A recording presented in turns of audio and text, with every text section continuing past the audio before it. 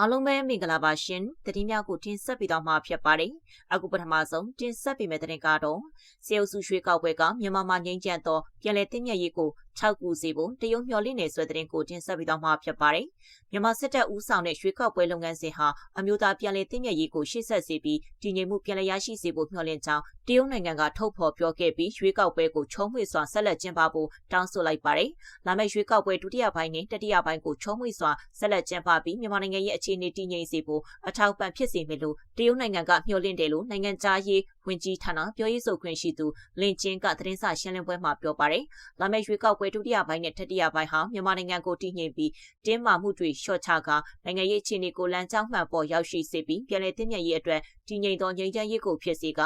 တိုင်းပြည်တည်ငြိမ်မှုနဲ့ဖွံ့ဖြိုးတိုးတက်မှုပြန်လည်ရရှိစေဖို့ကျွန်တော်တို့မျှော်လင့်ပါတယ်လို့သူကဆက်ပြောပါတယ်။ရွှေကောက်ပွဲပထမပိုင်းကိုတနင်္ဂနွေနေ့ကမြို့နယ်ပေါင်း102ခုမှာကျင်းပခဲ့ရာစစ်တပ်ကြောတောင်းနောက်ခံ USDP ကအနိုင်ရရှိခဲ့တယ်လို့သိရပါတယ်။ရွှေကောက်ပွဲဒုတိယပိုင်းနဲ့တတိယပိုင်းကိုဇန်နဝါရီလ17ရက်နေ့25ရက်မှာကျင်းပသွားဖို့စီစဉ်ထားပါတယ်။ရုရှား၊တရုတ်၊ဖီလာရို၊ကာဇက်စတန်၊ကမ်ဘောဒီးယား၊ဗီယက်နမ်၊နီကာရာဂွာအိန္ဒိယမှနိုင်ငံတကာစောင့်ကြည့်လေ့လာသူတွေဟာရွှေကောက်ပွဲပထမပိုင်းကိုစောင့်ကြည့်ခဲ့ပါတယ်။ရွှေကောက်ပွဲပြီးပါကလွှတ်တော်ကို3လအတွင်းခေါ်ယူပြီးလွှတ်တော်နာယကနဲ့အစိုးရဖွဲ့မဲ့ဝန်ကြီးချုပ်ကိုရွေးချယ်မဲ့သမ္မတတဦးကိုရွေးချယ်မှာဖြစ်ပါတယ်။ဆက်လက်ပြီးပြည်သူ့ပါတီကတိုင်းဒေသကြီးလွှတ်တော်တနေရာသာအနိုင်ရရှိတယ်ဆိုတဲ့သတင်းကိုတင်ဆက်ပေးသွားမှာဖြစ်ပါတယ်။ဒီဇင်ဘာ28ရက်စစ်တပ်ကျင်းပတဲ့ပထမအကြော့ရွှေကောက်ပွဲမှာဦးကိုကိုကြီးဦးဆောင်တဲ့ပြည်သူ့ပါတီကတနင်္သာရီတိုင်းဒေသကြီးလွှတ်တော် FPTP မြို့နယ်ကနေအနိုင်ရရှိသွားပါတယ်။တနင်္သာရီတိုင်းမှာရင်းနဲ့အခြားမြို့နယ်တွေအတွက်ပြည်သူ့လွှတ်တော်နဲ့အမျိုးသားလွှတ်တော်အတွက်ပြည်သူ့ပါတီကမဲရည်အတွက်ပြီးချိန်မှာအနိုင်ရပေမဲ့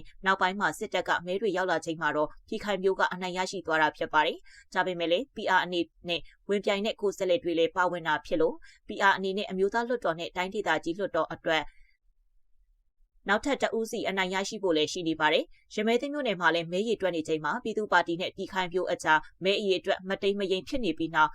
ကျိုတင်မဲရောက်လာချိန်မှာတော့ပြည်ခိုင်မျိုးကအနိုင်ရရှိသွားတယ်လို့သိရပါတယ်။သင်္ကန်းကျွန်းမြို့နယ်မှာလည်းမဲပေးပြီးနောက်ကျိုတင်မဲတွေရောက်ရှိလာရာ